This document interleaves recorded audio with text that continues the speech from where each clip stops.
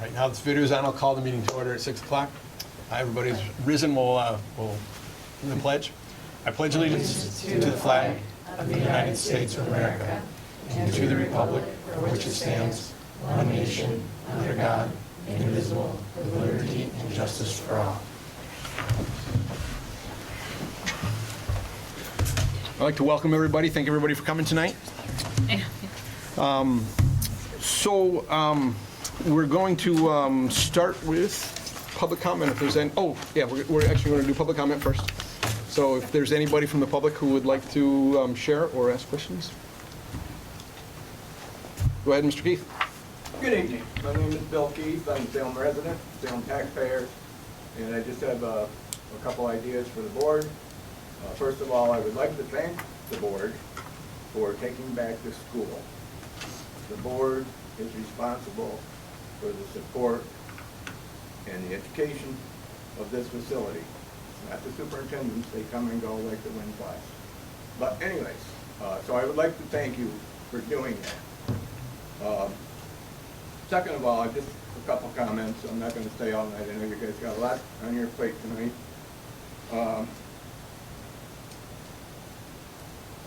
I understand you're in search for a new superintendent. And apparently there's not too many superintendents that are around because, you know, it's not like a mechanic. You can go from one to the other. These people are looking for jobs because they're only available certain times of the year. I would ask the board to try and find a superintendent that is extremely focused on the education process, the students here, and not on the big salary that they receive. So we need to have somebody who's committed to the education for the students, who's got to be concerned about the community, and I'm sure that you'll find somebody. I know BOCES helps you out with this probably most of the time, but I don't think they've done a good job the last couple times. When you look for the superintendent, I would like you to ask him if he would be acceptable to possibly sharing his responsibilities with another district. And we've talked about this many, many times. I mean, there's states, counties, towns all over the country that have Delaware got one superintendent in school. Washington County has 8 superintendents because we have 8 schools.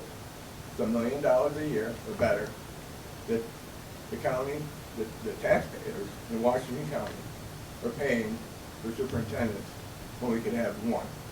I would think all the school districts are all focused on the same type of education. And I ask you that if he would be responsible or at least talk about sharing his responsibilities with another district. Now, you say, well, we can't do that. Well, Salem can't fund its own football team. Salem can't fund its own basketball team, or maybe they can. Baseball team. The student population is less than 600. Years ago, it was 900. So with that in mind, we can share our students with another school so that they can have one team out of 2 schools. Why can't we share our superintendent with another school and he can have 2 schools? I would also ask you to, if you can, adopt a resolution that when this new superintendent is hired, that he has a 1-year contract. I don't know if there's any state, federal, local laws that say that you have to offer superintendents 3, 5, 10 years. You know, I don't know if you do that to teachers. I think teachers can come and go. I don't know if teachers get a 5-year contract. But I know that you've given out contracts to previous superintendents. That hasn't worked out so well. The one question I'd like an answer to is, the Department of Agriculture this year, I believe, has funded the school lunch program. Is that correct? Or we haven't received any money from the Department of Agriculture? No. We haven't received a nickel.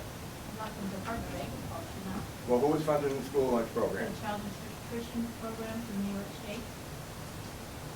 Okay, so what was on the national news that the federal government was gonna fund? It is through the federal government, but it's through New York State that we give the checks. Okay, because I was gonna call Uncle Joe and see, you know, what's going on here, if we're not getting the funds that, Yeah. did we get any funds for, clean air, fresh air?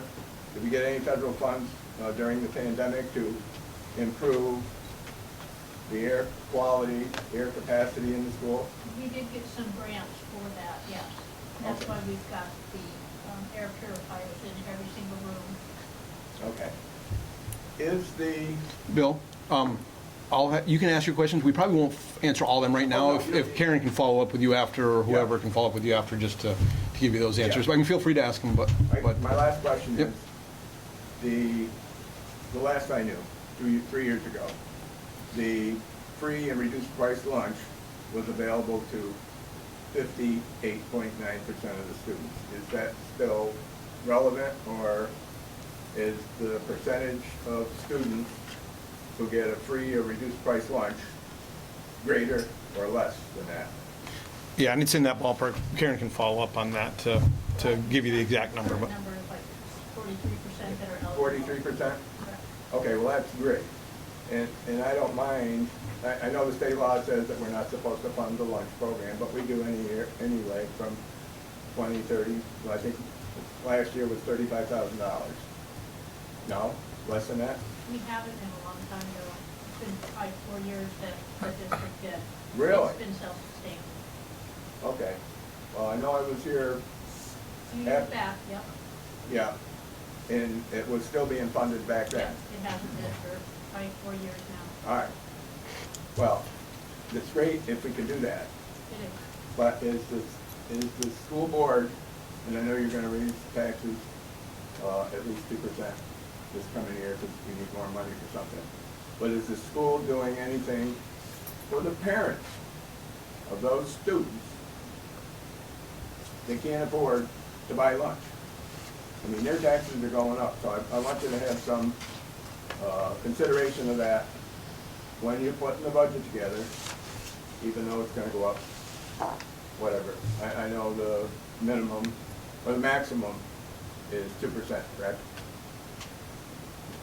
Or thereabouts. or thereabouts, yeah. Yeah, not really, but. All right, that's all I got to say. You guys have your meeting. Perfect. Thank you. I hope you come up with some good ideas. Keep the taxes low. County's gonna get them anyways. Perfect. So we're going to have, Mrs. Telesco is going to actually talk to us for a moment, do a short presentation on the therapy dog. Yes, I'm not going to take up a lot of your time, that's why I sent your proposal out ahead of time. I hope you all had time to watch the little video to see Miss Ziggy from Gilroy Schools. That was their first dog, they now have 5.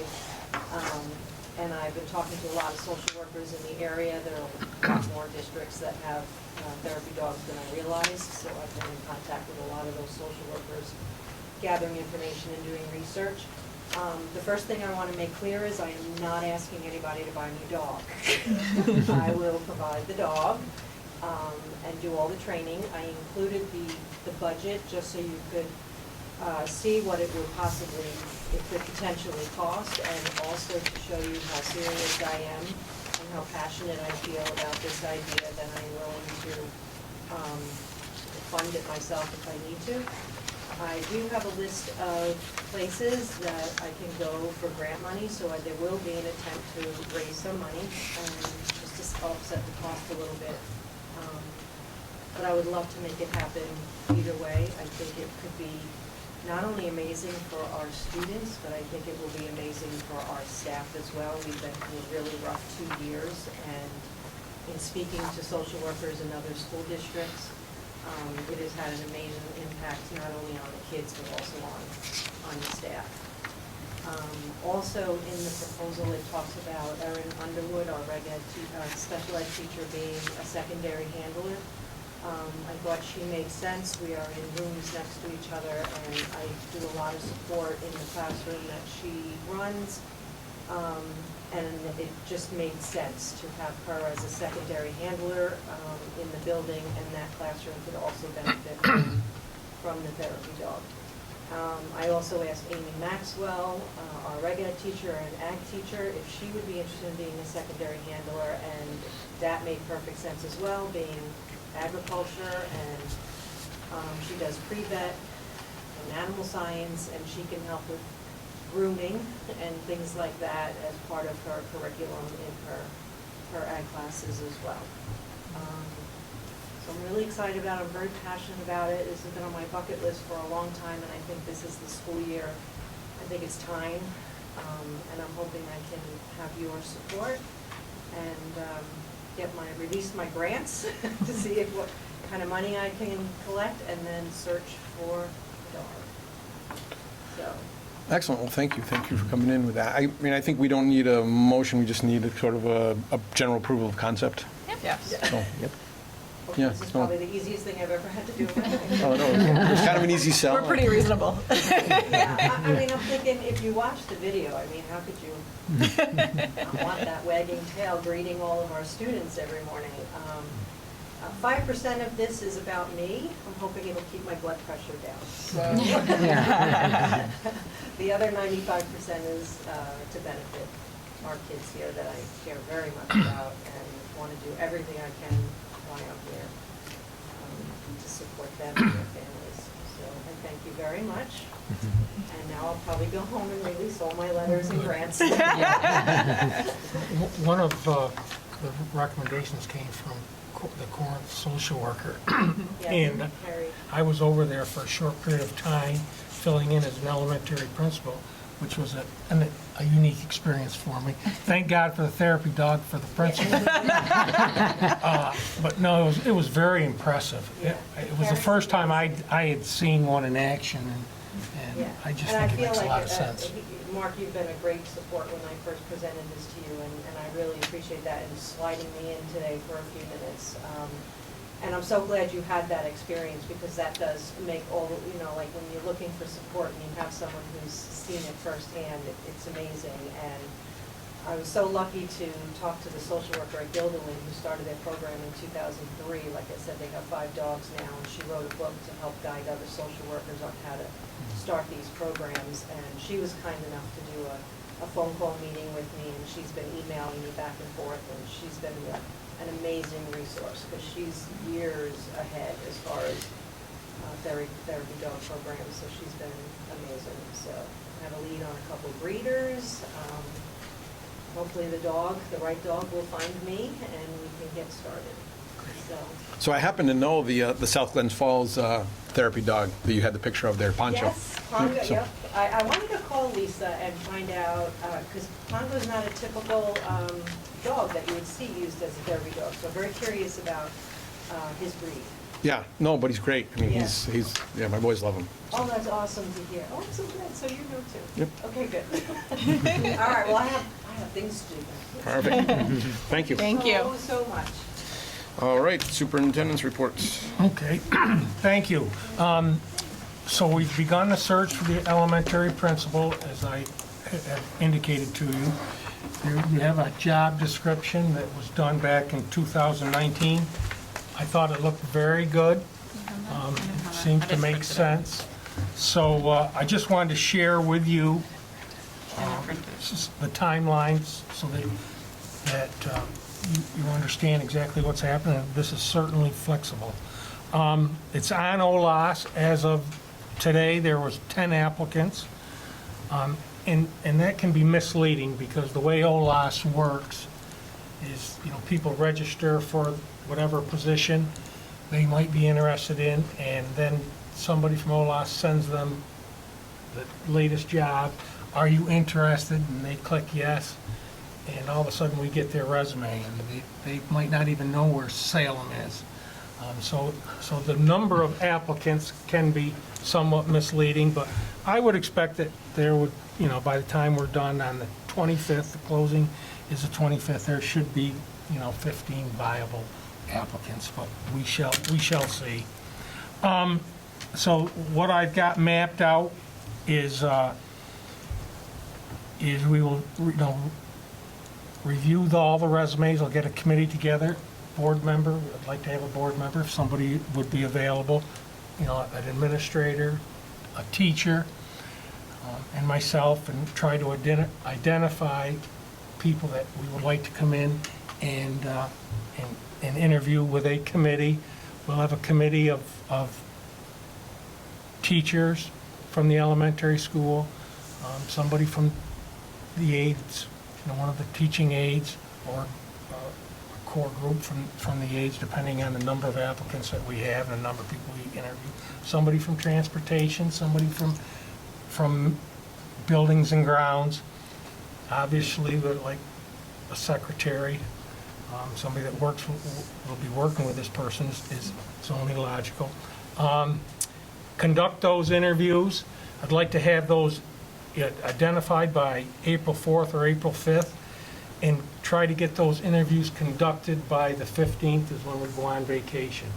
So, and at that point, the goal would be to identify 2 to 3 finalists to come to the Board of Education for the final interviews. By then, I would assume that the new superintendent will be on board, and that person can work with you on during the interview process and exactly what might be asked. And so the new person obviously would you want them part of this decision, being a critical position in the administrative cabinet. And that evening, when you conduct interviews, hopefully I will be on the 9th fairway at Kingswoods National, hopefully on the fairway, not in the woods. Yeah. Those interviews are being conducted. That would be my goal. Yeah. With a start date of July 1st. So that's kind of what we have tentatively planned. If everybody's in agreement, we'll continue to pursue that and see exactly how things shake out.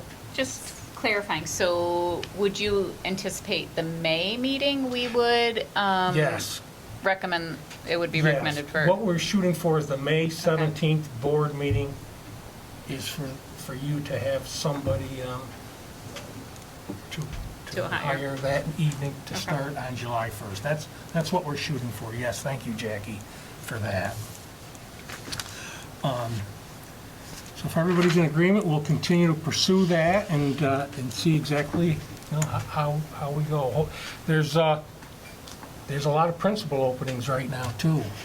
We go on OLAS and there's a lot of principal openings, so we shall see. And I just wanted to make a comment. I made my acting debut this weekend. Governor. With the 6th grade play. I've been reading the reviews, as many as I can, and unfortunately for me, in NCAA basketball, they have what they call the one and doneers. They play 1 year and they're gone. It appears from the feedback. You're going professional, you're saying? I was hoping. We'll see you on Broadway. The feedback I'm getting is it looks like I'm going to be considered a one and done. I appreciate the opportunity I was given, but it does not look like a potential career for me. But I wanted to make this comment because, when you get to be in my position, I can reflect. And now I look at education and what I want for my grandchildren. I got a granddaughter going to be starting school very, very, very shortly. And, and I hope to God that when she's in 6th grade, that I'd love for her to get a 3 or a 4 on the ELA and the math test. That'd be great. But boy, I would rather have her have an opportunity to participate in something like that. That's very unique.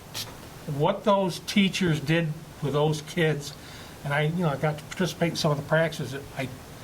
They know what they're doing, and those kids responded, as you could see from their performance, and that's that's going to benefit those kids for the rest of their lives. Not every school district has that.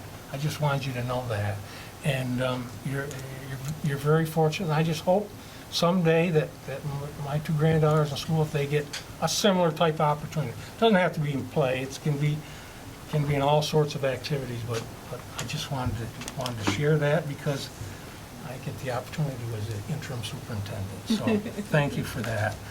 So we'll go right into our principals. Who would like to go up? Mr. Cronin or Ms. Adams, okay. I use the microphone.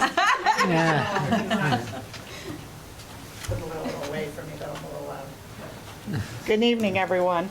So we're switching it up, high school first. So I just would like to give you a few updates. We're in a little bit of a lull, you know, we got that kind of transition period, a little bit of a lull to junior, senior high school. You may notice around the school, I'm not sure so much, we moved it down, but Mrs. LeBlanc, similar to the duck hunt we had last month, we had a leprechaun hunt. It did start out as Leprechaun LeBlanc, so it was Mr. LeBlanc's head. So it started out in the high school, and then we did, so now it's transitioned down into the elementary. There were a few already hidden in the hallways for students tomorrow, so tomorrow being the official final day of the leprechaun hunt. So a little something fun. We're trying to find some ways just to add a little fun and excitement to the long period between February and April break. So March can be long for the students, as Cole would probably agree. And we also debuted Popcorn Friday. I was a little concerned, I'm not going to lie, but we were a little concerned about would there be more popcorn flying around than eaten, but it worked out very well and the kids found it exciting. And you can't help but associate the smell of butter popcorn with happiness. So, I think it put everybody in a good mood. So for the month of between now and I believe April break, Fridays will be Popcorn Friday. So we're hoping to have, we just started last week. It was a good start. Our rule is just like when we had Mocha Monday, if you spill it, you clean it up. So we're hoping to continue, but that's a little bit of excitement you might hear about. Currently, we're working as a district on the district tech plan. So I'm sure you'll hear more about that when it's complete. It's due, I believe, towards the end of April. So we've been doing some work and reconvened our committee.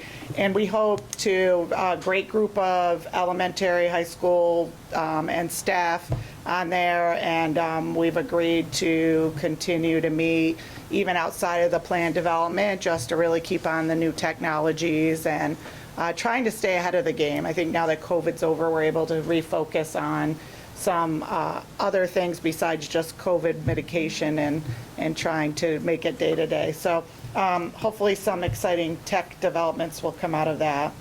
As you may have noticed, this week is the beginning of our spring sports season, just starting practices this year for our varsity teams, and I believe next week, the modified's a little behind. I believe next week we'll be starting modified.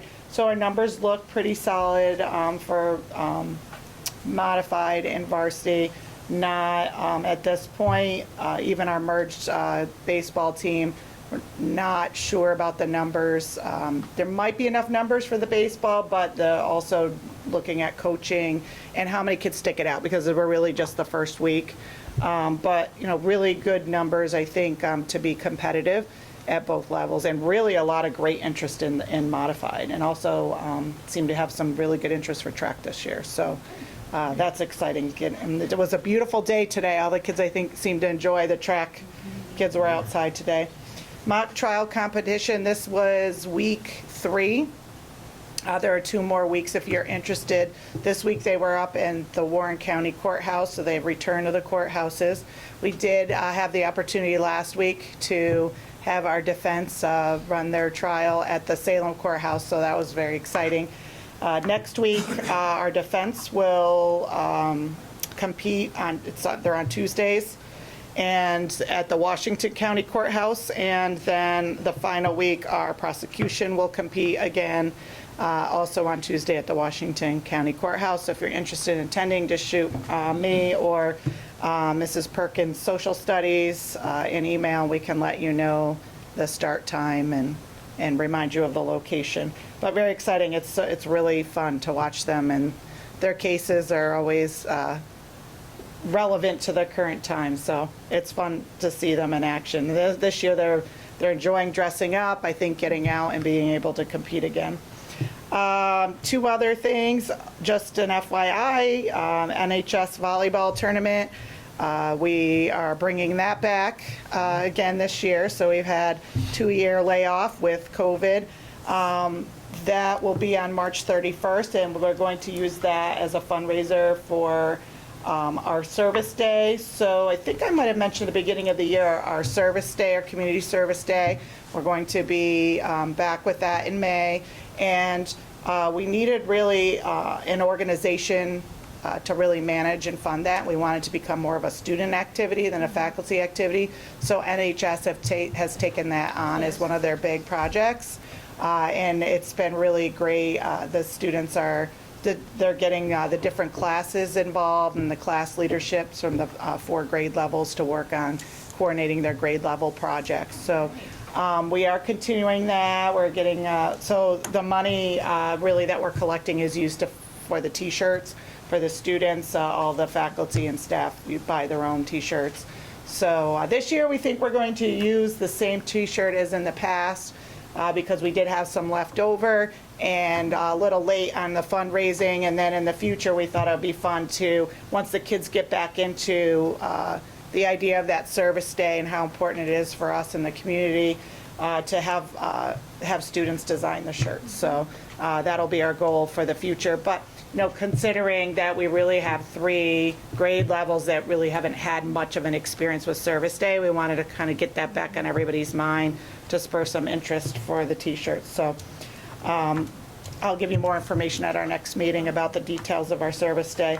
But if you know anybody in the community or an organization that could benefit from service, I think we have a pretty good idea of where some help is needed. But if you have any thoughts or ideas, Mrs. McPhee and Mrs. Perkins, Social Studies, both are the co-advisors of NHS, and you can always shoot them some suggestions. We're always looking for ideas. And finally, our Pops concert is tomorrow evening at 7 p.m. We did have a little blip in our communication, but we are trying to get that out to everybody. And we are opening it up to the general public. We will still have it in the gym. I know we're all worrying a lot about the gym. The good thing is that our grant, in the grant approval, was the floor covering that I want. So we'll be able to be getting that on order. So for future events, once we'll get the floor back in good shape if we need to after kind of some of the athletics and concerts. And in the future, we'll have our floor covering for these types of events. So, I think right now with the COVID regulations, we still need to keep the band and chorus, even though there's no mask, they're still supposed to be 6 feet apart. So we want to be cautious about those performances and keep our numbers at good levels. So that's all I have. Mr. Cronin. It always looks like less on the paper. Yeah, I only saw 4 things there. Very nice, thank you. Good evening. We are pretty busy today. We've been communicating with the Vermont Family Network, who shot us an email about a month ago and had several ideas that our students may be interested in. I relate it to our student body, grades 3, 5, and 6. Wanted to entertain that virtual outreach by Vermont Family Network. It went well today. Each session was about an hour. Grade 3 focused on kindness and anti-bullying message and how to deal with bullies and how to remind ourselves to be kind every day to each other. Grades 5 and 6 had an outreach virtually regarding stress and anxiety. We see it in all our students, K-12, we see it in the staff, and I thought it went very well from the feedback from the teachers and students. March 21st, Julie mentioned RTI. We're still exploring various programs for the ELA department, K-8. And on March 22nd, the Tuesday, Mr. Duty has organized BOCES rep to come over and remind our teachers about test security. It's important every year to be reminded the do's and don'ts. I'm sure Whitehall wished they did that years ago, but it just reminds us how to take care of ourselves and our students and do it professionally. Thursday, March 24th, we're having an open house at K6 from 6 to 7:30. So we're hoping to open that up again. I know COVID years it was not running, but this is a year we're looking forward to seeing parents come out and see their children's work in the classroom and dialogue with the teachers. And Superintendent's Conference Day is the next day, which is Friday. We have ELA and math state testing coming up the week of March 29th to 4/1 ELA. And Mrs. Adams and I are working together to stagger them so that we don't overwhelm our tech department. We also, on April 4th to April 7th, are working with Warren and Washington County. K1, 2, and 3 have already gone through a 4-day program about good touch, bad touch. It is now time for grades 4, 5, 6. It just reminds our students of how to conduct ourselves, how adults should be treating you if they're babysitting or strangers, what to do. So I think it's well worth the time to introduce them or to remind them what to do, and parents are on board. So finally, I want to dovetail with Mr. Duty's comments about the 6th grade play. I was here 3 years ago. I still remember it. Captain Bones. And I sat in, one of the first classes I sat in this year was 6th grade. And I looked at this young lady, Molly, and I went, "You're Captain Bones' sister." Because she's a clone, but she was in the play. And it's just outstanding. 6th grade usually is a very difficult age because the hormones are flying. But they are so focused and well-behaved and so respectful. And I had a long conversation with Mary Skelly, who was in her 32nd year of doing this, and 32 years of directing the play, and 32 years of different plays. No two were the same. So I was so proud of her, and I hope the board shoots her an email or something. And happy Patty's Day to all tomorrow. Thank you. Thank you. Thank you. And Cole, before Cole gets on there, I reminded him as a student board member, his first responsibility is, as the weather gets nice, his job is to keep the entire student body under control. In control. And he assures me that will be no problem, so I thank him for that. I don't think that was my response. I thought it was. Well, I'm glad you're okay. Cole had a little accident that last week, so Yeah. I'm glad he's here with us. I didn't know. So, yeah. I but- appreciate being here yeah. as well, so thank Yeah. you. Thank you. Yeah, I think Miss Adams might have done a better student report than I did. I mean, first off, we got the obvious, no masks. It's awesome, totally positive thing. It's more of an adjustment than anybody was expecting, I think. You know, I mean, teachers walk in the room and you duck down, you should have some problem. Oh wait, I don't need that anymore. Teachers are doing it too. Yeah. So that's a wicked good thing. You know, spring sports are starting up. Everybody seems to be pretty focused and excited for that. And like Miss Adams had mentioned, you know, March can be a tough month. You know, so you see a lot of kids kind of, you know, just not being, you know, as excited for everything as normal. But, you know, with the Mocha Mondays and, you know, the popcorn and everything, I'm seeing a lot of positivity and good stuff in Salem. And that's a really exciting thing. The fact that we can all kind of, seems like we're all kind of coming together at this point in the year. It's very, very exciting.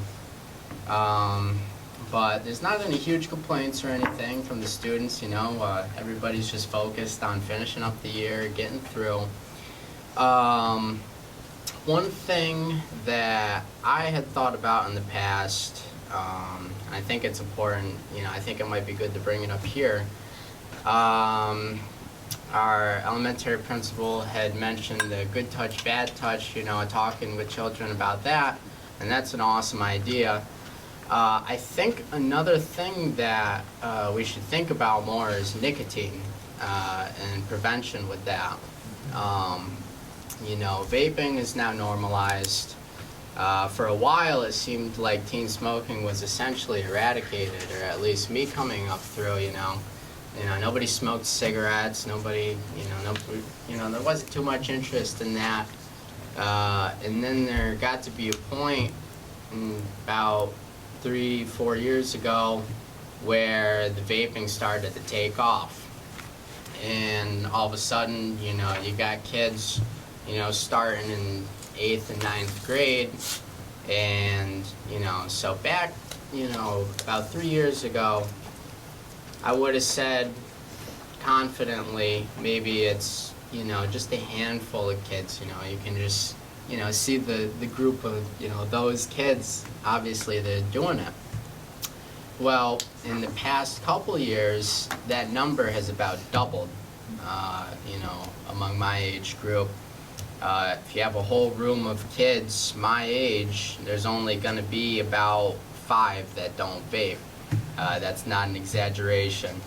And on top of that, the kids are starting younger than they would have in the past. I'm talking like, I've heard of like, you know, 7th, 6th grade, you know, and it's very, very unfortunate. And, you know, somebody myself who has struggled with a vape addiction in the past and still struggles with a nicotine addiction, vaping is nothing that is any joke, you know. There is, you know, I mean, the list goes on about why it's a bad thing. But, you know, I think that maybe there's not as many things in place that we could have, you know, not enough openness about this subject. I think that we should start to focus on, you know, kids coming into high school and kids even younger than that. Because I remember back in, you know, when I was a kid, you know, you were just told that it's a bad habit, you know, and you had the DARE program, which was miserable. I hated that, and everybody else did. I don't think it helped anybody. And, you know, I think that kids don't realize coming in, you know, what actually is happening when they're doing that, and that it only takes one time and they're on it for the rest of their lives. So I think we should maybe shed some light on that. I mean, I didn't have anything specific, but maybe some kind of seminars, maybe more integration, talking about that in classrooms with the kids. And it's difficult because there's a lot of, you know, adults that, you know, haven't done that aren't, you know, into nicotine, and they don't understand. And on top of that, I'm telling you, the vaping is a whole different beast. That is literal, like, crack, okay? Kids, it's just insane. Like, you wouldn't believe it. Disturbing, for sure. But I think that was something that, you know, might be of use in the future. Hopefully we can start to turn those numbers around. I'm sure there's statistics somewhere, but as far as I see it, it's just going up, and that's horrible. Point well taken, Cole. Yeah. Point well taken. We've had those conversations. We should look into something. We'll do that. All right. Thank you. Yeah, thanks to all three of you. Now we're going to have the budget review. Karen and I will share the information that we shared with you, or I shared with you, in our budget document. I'm just gonna go to the other side, is that okay? No. So my back's- No. President says no. This, No, it's fine. this year was probably, and I've done budgets for a long time, this is an unusual year in that when we got the governor's proposal back, when was it? February or March? I said, I've never had a governor's proposal that gave us everything that we really wanted. So it's, our numbers have been pretty steady and pretty predictable. And I think I said to Mrs. McGregor one day, we're going to probably get about a 3% increase in our foundation aid. And what did it come in at? 3%. But it's, Exactly. that's, never had a year like that. Default. Usually we're fighting, for additional aid, but we didn't have to do that this year. So, yeah, so what we're going to do is we're going to share, enrollment projections. We'll talk about the staffing requests and what we as an administrative team are recommending. And then we'll get to the most important part of the presentation. That's when Karen will take over and talk about the revenues and the expenditures and what our final budget proposal might look like. You can see our expected elementary school enrollment for next year. The big change, significant change, is going to be the addition of the full UPK, full day UPK. Be a 5-hour program.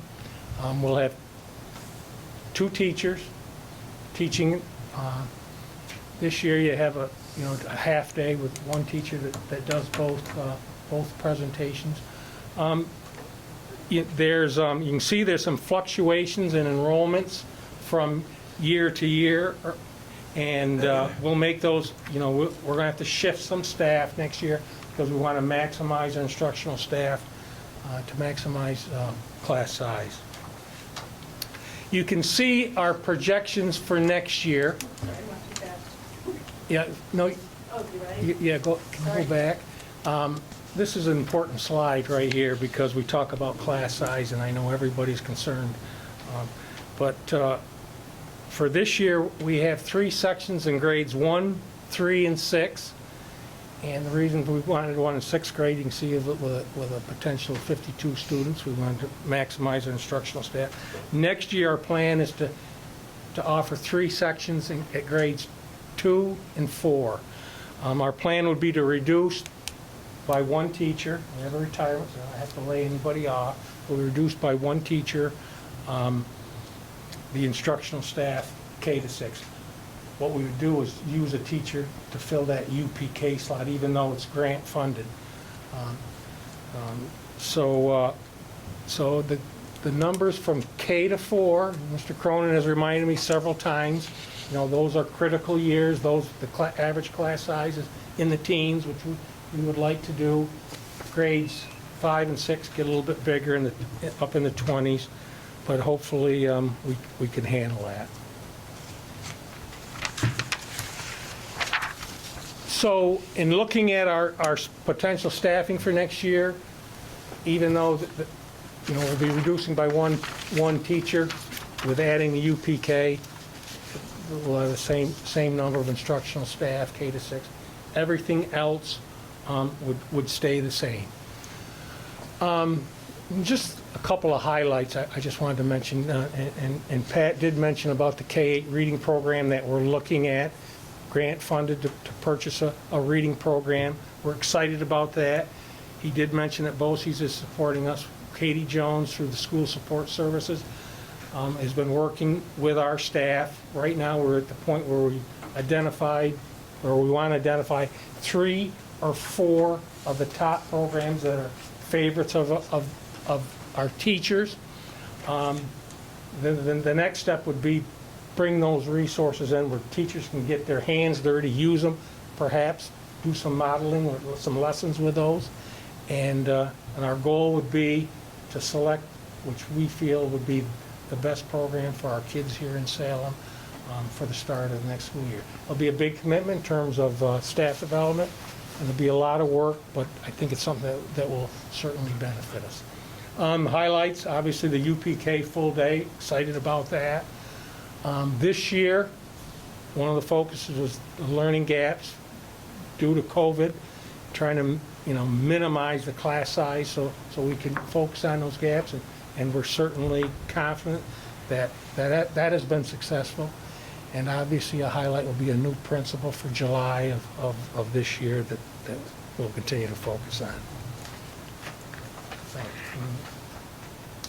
on. Junior, senior high school enrollment, a little boost in the high school for next year, which is certainly a positive. The sixth grade is a little bit bigger, and our seniors will be going out the door, Cole and all of his contingents. So there will be an increase of 19 students, which certainly is a positive.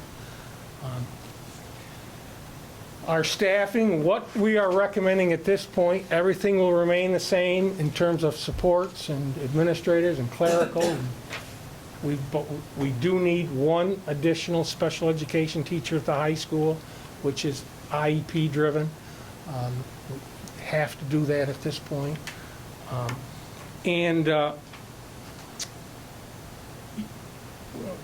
Looking at our highlights, you look at what you offer here in Salem, in terms of AP courses. Very, very impressive. We want to continue to offer as many of those as we can. This year, looking to offer another pathway with the agricultural animal science that was presented last month. CTE through BOCES is a very important program. Cole talked about that. That's vitally important. This year, the emphasis is on females in all the trades, and I know we're going to continue to support that and like to see that happen.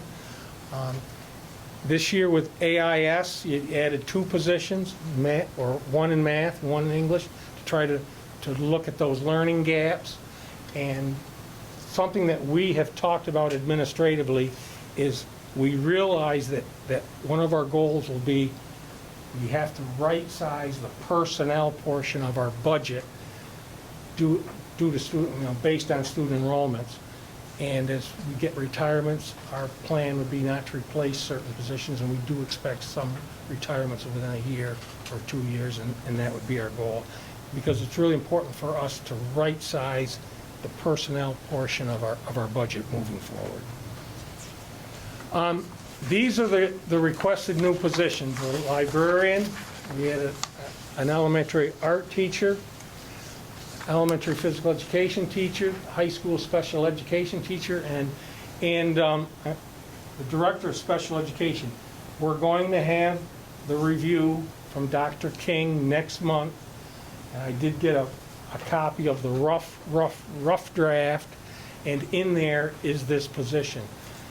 And working with Karen, our recommendation is for us to do that this spring so that we have somebody on board by July. It would be funded through the 611 grant, a federal grant, would not have a direct impact on our budget. But that really, we got to hear from the board if that is your position. The other position, the librarian, art, physical education, all important positions. We'd love to do it. Wish we could do it. And but Mrs. McGregor is going to give me an awful tongue lashing if I ask her for one more position. Really mean.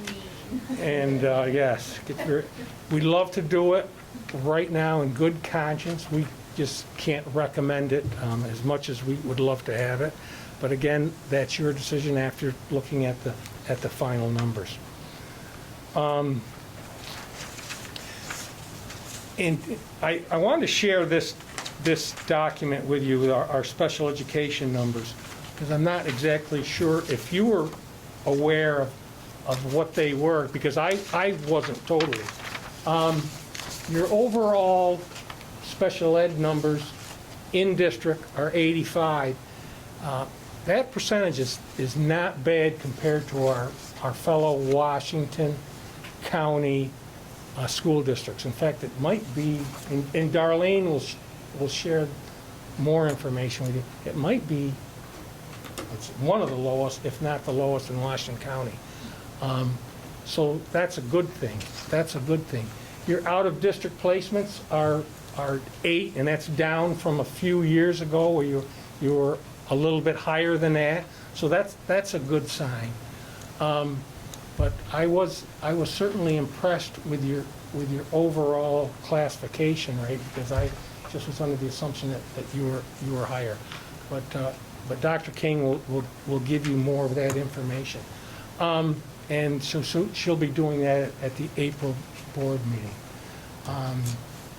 So that's basically what I want to share. The other thing that I wanted to talk about just a second was we had some issues here, and at least I became aware of it end of October, November, regarding our 611 program.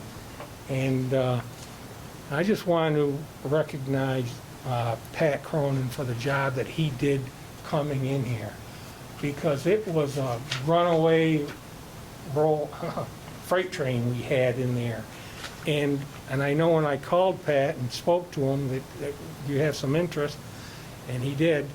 And we met the first time, and I said, your focus, Pat, has got to be immediately the 611. And I gave him a little bit of a history on what I had just seen.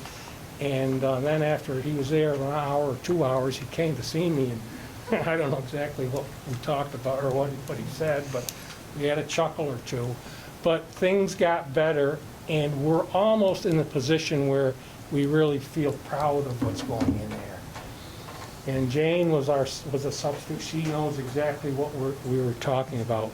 But it took some administrative oversight and some staffing and changes and things moving around, and the importance of operating as a team. You can't overestimate the importance of operating as a team. And I just wanted to recognize Pat, and I thank him for what he was able to do, because it was certainly problematic. So now, the drier portion of the presentation, maybe, but critically important. And I say dry, I hate numbers. That's why I always have top business officials wherever I am. But there's only 2 slides, guys. Yeah. This is good. And I do have to say that I like this format, that everything is in front of me, so I can wrap my head around all the numbers and where the numbers good. are coming from, and so Good. thank you. You're welcome.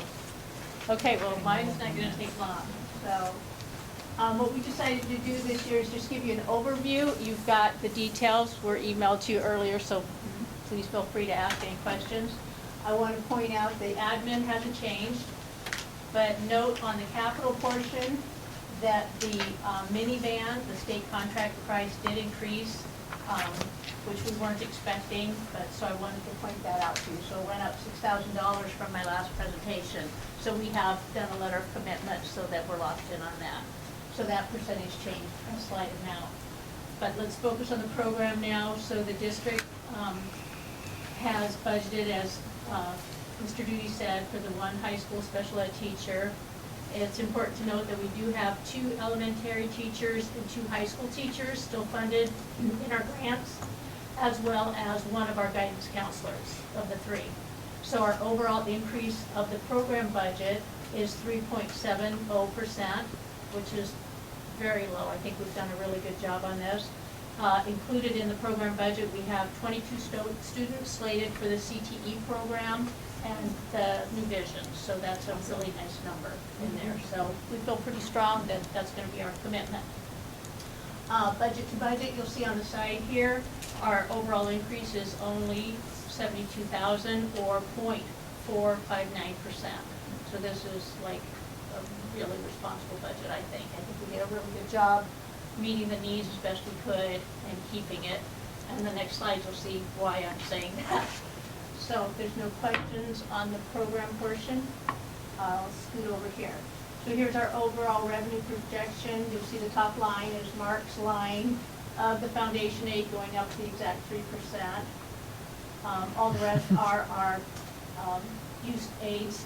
The BOCES aid did go down, and BOCES was quick to point out that is due to COVID. We may have committed to more items, but because of COVID, many things couldn't be fulfilled or partially filled. And as you know, it's use driven, so that number I expect will start going right back up. But that is one reason for that decrease. Another thing to note is our building aid. Fortunately, we received that early building aid acceptance. If we hadn't, our building aid would have been $207,000 this year, which would have been devastating. So actually, if we run our state aid reports right now, that's still the number out there, but we do have in writing from the state that we've been granted that larger amount. The other important note is our tax levy. I wish Bill was here because I'd like for him to see, Mr. Keith, that our levy is going down 2.46%. This is because of that calculation error on our exclusions. That was a ding of $228,354 that we had to offset my levy calculation. And it's a boring calculation, but if anybody wants to see it, I do have it. That's what makes up that number. And we were still able to balance it, bring in some new people. So I'm feeling pretty good about this overall budget. I reduced the appropriate fund balance and our levy amount. We need to get those numbers back down. Those were very, very high last year. So I think we've done the best job we could. Also, the board setting our tuition rate really helps me budget ahead rather than just trying to guess. So there we are. They were balanced. Revenue equals the expenditures, and you know what our add-ons were. So I think we've done a pretty good job. If anybody has any questions. I think people will be happy to see the negative percentage. I know, and the sad thing, or for me, and we go forward, the good thing is that now that'll be our baseline moving forward. So never had to deal with the tax cap error before. I worked with the comptroller's office that came here and actually talked to my predecessors and superintendent and told them about this and how to get it in line, and he's given me my blessing for my calculations, so we know we're in good shape. I've never had to work backwards like this, but it was, I saw the numbers, I'm like, oh my gosh, I can't believe this. And I think we're one of the only districts going out of the negative, but we made it work. I was gonna go back to the 611 grant for the proposed CSE director. Is that like an annual that we It would is have to? annual. It is annual. We have to apply for it every year, but since I've been here, the director has always been written into that grant. Okay. Clear back to Mr. Knapp, so Okay. I know the funding is there, so, yes. I did budget for the benefits into the general, so I feel confident that that will be sustainable. And I think you already mentioned this, but the additional teachers we hired kind of through the COVID grant monies, those you're kind of planning to somewhat phase out with retirements? or- Correct. We're down 2 elementary teachers now because we didn't fill one of the positions Right. last August, and we're We're not reducing by gonna- 1 now. yeah. How many were in there? Right, so there Two. were 3 elementary. There are 3 and then 1. 2 high school, and then our Counselor. counselor. So now I pulled 1 out of the grant. Yeah. Replaced it with our retirement, so now we Okay. have the 2. So that'll be 2 the elementary. process that we can use as we get retirements. Okay. Right, All right. and then we have Just- 2 at the high school. Right. And those I just left, we'll leave in there until we see some attrition. So this will be a focus moving forward. That's my goal. Yeah. Those trans are 3 or 4? The Years? Yeah. 2 more years. 2 more years. 2 more So years. next year and the following. Correct. Okay. 2023. And the amount decreases each year, but it should work with our plan. projection, yes. Okay, we good? Thank you, Karen. You're welcome. So And we- he's back. Now we're done with the dry portion. Well, the numbers, I don't know. My other guy in Hudson Falls, he'd rather do numbers than eat his dinner, I think. And Karen is the same way, and I'd love to let him do it. So next steps, I don't know exactly if the board is comfortable with this. The April one is when we'll have a finalized budget by the legislature. They, by statute, they have to adopt their budget. They won't be late.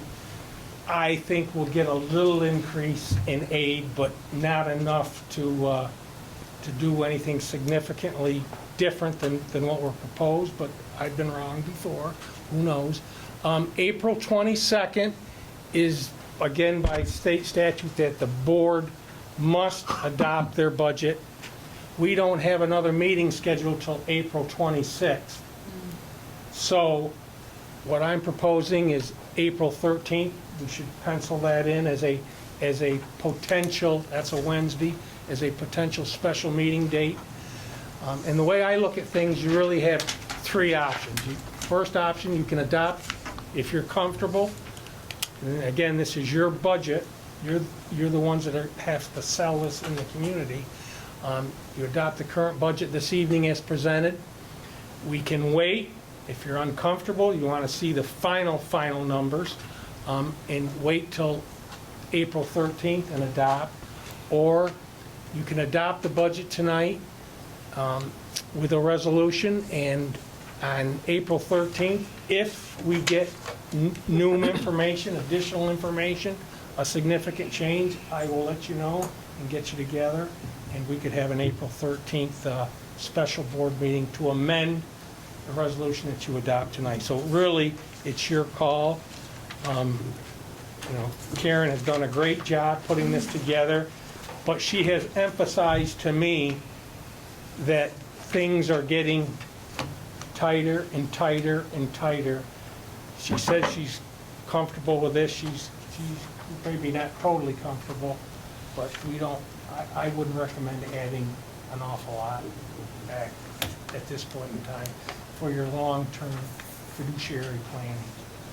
That's me. So it's really the pleasure of the board. I'm comfortable with 3, right? Adopt it tonight, and then if anything changes, we can always amend it. Yeah, no, that Great. makes perfect sense to me, too. Mm-hmm. Yep. All right. Recommend the Board of Education adopt a proposed budget for the 2022-2023 school year in the amount of $15,702,992, and that the spending plan be placed before the authorized voters of the district as proposition number 1 on May 17th, 2022. So moved. Motion by Heidi, Second? second by Dan. Any further discussion? All right, all in favor, please raise your hand. Motion passes 4-0. All right. Thank you very much, Mr. Duty and Mrs. McGregor. You're welcome. Thank you, Karen. Thanks. All right, moving on to consent agenda. Would anybody like anything removed from the consent agenda? All right, do we have a motion to approve the minutes from the February meeting, except the treasurer's report, the internal claims audit, the condition of accounts, and the CSC report as presented? So moved. Motion by Jackie, Second. second by Heidi. All in favor, please raise your hand. Motion passes 4-0. Committees, Finance Committee. So we met on the 7th with Mrs. McGregor and Mr. Duty. We talked about some building project updates, meeting with contractors. They've started up weekly meetings again to work on progress. We talked about the calendar, school calendar 2000, as you'll see on the 2022-2023 school year, with 185 days to start. And school, they require at least 180 days, so now we've built in 5 snow days, so I think it's a good calendar. And then we also discussed and kind of compared non-union staff with schools in our districts, in our local area within the county, and see where we were, and we're pretty competitive with most salaries around the area, so those were our big topics. And commissions. Perfect, excellent. Any questions for Heidi? All right, thank you, Heidi. Communications Committee, Daniel. We did not meet, so It's true, we did not meet, but we are going to meet next month. I think so. We'll see. When We'll we get just there. talk about. Okay. Yeah. Perfect, Finance Committee is meeting April 4th is the next meeting. okay. Perfect. Policy. Jackie. We did not meet. Perfect. All right, that was quick and easy. Let's move on to action items. I'd like to include everything, all the 6.1s except for 6.1.1.9 under one motion if there's no objection. Hearing no objection, do we have a motion to approve the coaches? So that's Katie Quack, Tyler Clark, Mark Eastman, Peter Telesco, Brendan Holcomb twice. Mike Stalter, little modification here is that's for boys and girls modified, that's one position, boys and girls modified track. And Stacy Rich. Additionally in this, I would like to include Heidi McAuliffe and Jennifer Bassett. For softball? For Heidi McAuliffe for teacher. substitute teacher in A, Oh, that's sorry, gotcha, 6.1.2. And Jennifer Bassett on 6.1.3, teacher I did substitute. see it, but then I didn't, yeah, you're right, I'm sorry. So Thank you, moved. Motion by Dan. Second. Second by Heidi. Any discussion? All in favor, please raise your hand. Motion passes 4-0. 6.1.1.9 happens to be my brother-in-law, so I'll ask for motion, but I will abstain from voting. Do we have a motion to approve John Thrasher as volunteer track coach? So moved. Motion by Heidi, Second? second by Dan. Any discussion? All right, all in favor? Sorry. I forget to raise Motion my hand. passes I shook my head. 3-0 with me abstaining. You didn't hear my rocks. 6.2 budget vote, I'd like to include all the 6.2s under one motion, so that is the appointment of Jeannie Eastman as the Chief Inspector, Election Chairperson, Karen McGregor as Election Inspector, and Sue Neal as the Election Inspector. Is there any objection including them all under one motion? No. All right, do we have a motion? So moved. Motion by Heidi, Second. second by Jackie, any discussion? All in favor, please raise your hand. Motion passes, Jackie, Oh, sorry. 4-0. See? Just wanted to keep you on your toes. That's good, you did. Haven't been in charge of a meeting in I know, many it's- years, so. Yeah. I kind of like it, actually. That was my favorite part of the job. Everything else, I'm glad that Ann does, but this part I They like. roll so much nicer now, too, with our change of agenda. So if there's no objection, I'd like to include 6.3, 6.4, 6.5, 6.6, and 6.7 under one motion. Go for it. All right, do we have a motion to reestablish the FBLA club, approve the trip to Camp Oswegatchie, approve the attached budget transfer, approve the second approval for Jenna Middleton's spring hours, and approve the establishment of a one-time bachelor, is that how I say that? Fellowship board?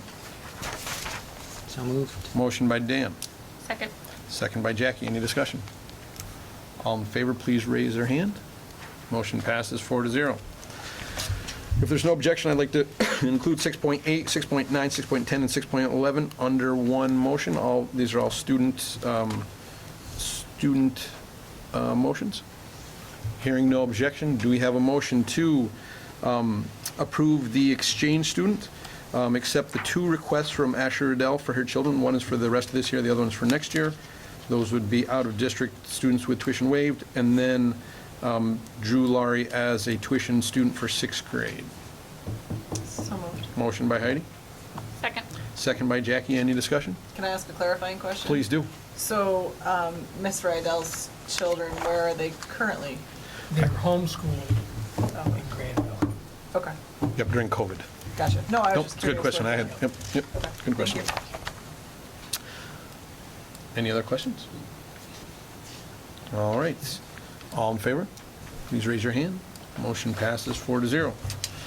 6.12, building use request. Do we have a motion to approve the request from the Chamber of Commerce to use the bus garage area for the 4th of July parade? So moved. Motion by Heidi, Second. second by Jackie. Any discussion? All in favor, please raise your hand. Motion passes 4-0.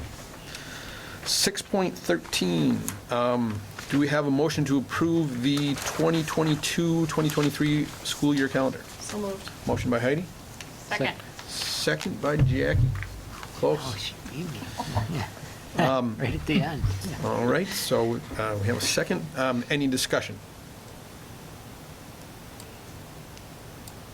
The one thing I noticed is that the February and April vacations are really close together on that, but that's, I think Easter does that, right? So they're, Yeah. Yes. because it's like late in February and then early Early in April. In April, so, but such is life. And then I did have just a quick question on, in the future, potentially having some more of our other dates, open house, concert, play, This is just stuff. the BOCES one, though. It is, but I think it's also ours. I mean, it's one that Yeah. we, just yeah. because some of those have kind of crept up, and I think I that thought we don't update it then at the. we do, but not Oh, I necessarily. thought we think always that stuff. updated it in August, you know? I think if it needs to be updated, we do, but I Oh, think okay. those dates haven't been on it. Okay. Yeah, I was wondering about that too, some of the events that sneak up on us, like it would be nice to get them out there somehow more, I don't know how we do it, but. Right. Julie and I have had a conversation. We met with, like, the basketball coaches, had questions about the musical this year. So our goal is to try to get together in May and try to announce when working with our music people, when exactly the music will be, so that when we schedule our non-league games, there's no conflicts. We don't want to put the students where they have to make a choice, or their parents have to make a choice, or they got to be shared between two activities. And if we could do it for the musical, perhaps we could try to do it for the play. District-wide. Try to do it for the open houses that we know are So, pretty standard. We usually, at the beginning of the first week of school, so those 2 or 3 days, usually as the junior, senior high school, we met all of our advisors, everybody needs some of the key people down from elementary come up, and we plan out pretty much the whole year.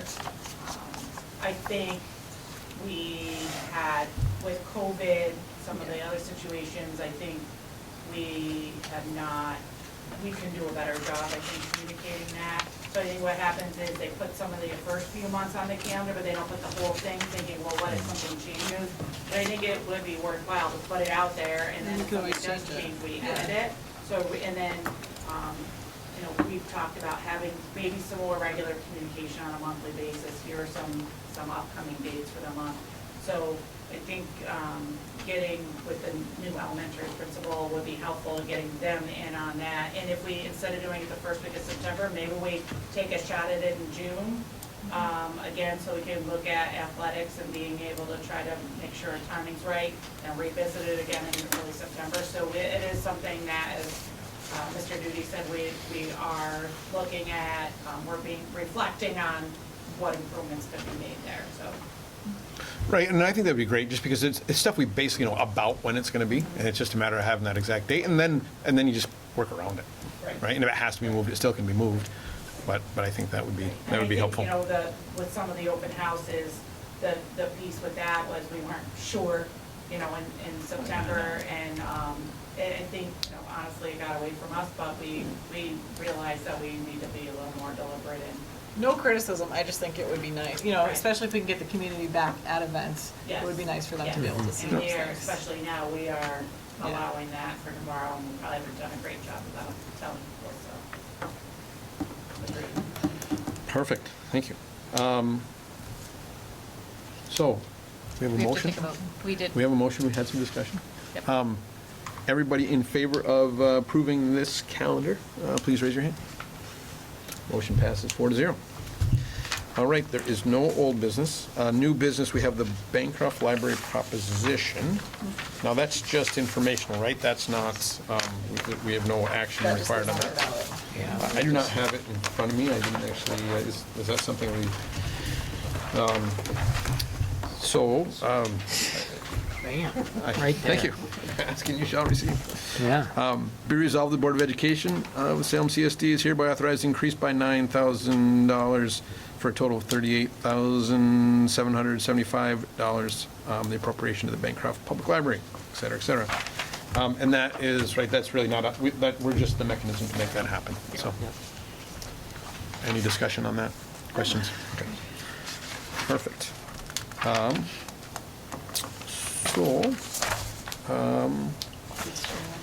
Dates to remember. So this has actually been super useful, to have I this really dates to like remember. this, Yeah. yes, I agree. Now, I guess I haven't maybe paid enough attention. Does Ann go through these one by one? Not typically. Okay. Sometimes, but- So, and I guess the agenda's available for everybody to look at. So, but I find them very useful to have here, so that Yeah, it gets me to it's think about them. If I can just make a comment on dates to remember, our budget hearing will be on May 10th at 6 o'clock here in the library. Again, this is your budget. All board members are invited, encouraged to attend, because you'll get questions out in the community, I'm sure. So if you're available, Mrs. McGregor will be the primary presenter, and I'm sure she would love to have you here, and because it's your budget. It's your budget. Perfect, thank you. Do we have anybody that's up for running for Yes. this? Yes, we do. Yeah, I'm not going to run. So I've had a couple people contact me with interest, so I think there'll be at least one, maybe two people who run. So. Any other questions on or comments on dates to remember? Perfect. And we have so we'll be, right, next Monday, Tuesday, for superintendent. Is there anybody from the public who would like to, Tara? Do you have any plans to put these meetings back online? It's a great question. What's your perspective on that? It's more comfortable than sitting here. But I like knowing what's going on. So I prefer to do it from home. I thought it was easy. I thought the board agreed that it was easy, so. We had run into technical difficulties when we were in the cafeteria. So it worked out really well when we were in the DL room. And then we tried to do it for a number of months and struggled to do it successfully. I think it was just the Wi-Fi wasn't very good there. Struggled a little bit with just moving out. There's so much technical stuff all set up in the DL room. So In that was a COVID regulation, that this is the last board meeting that the statute will provide for. Our understanding is the governor is not going to renew that, so you won't be able to We'll be able to do it. have those after tonight's meeting, is my understanding. you won't be able to. You won't be able to allow people to participate, right? Yeah. But they could if we were to, It could still if be- we were to That have was it. a pre-COVID thing at my previous school. They had 2 channels and you could watch the board. Right. Well, we're Not necessarily. taping the board meetings and putting them online. That's the purpose of all of these. We just don't have a live feed. Yeah, they're on the live feed.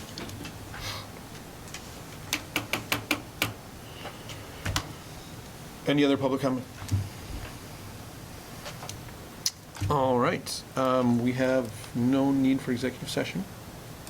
No need for executive session on my, yeah. The kids aren't gonna be in bed yet, are you kidding? And it's Wednesday, Jacko's isn't open yet either, so. All right, well, I'm going to adjourn the Thursday meeting night at meeting. Fastest St. meeting Patty's ever. Day. 7:17. It's a record. Thank you, everybody, for coming. That is a record.